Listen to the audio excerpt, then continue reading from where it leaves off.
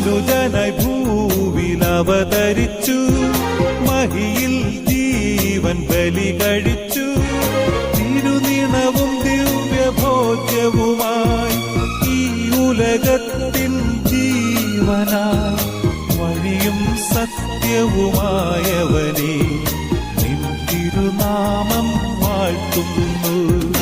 ഇസ്രായേലിൻ നാഥനായി വാഴുമേക ദൈവം,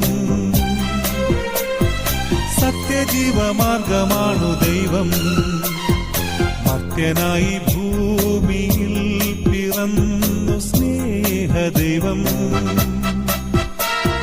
നിത്യജീവനേകിടുന്നു ദൈവം.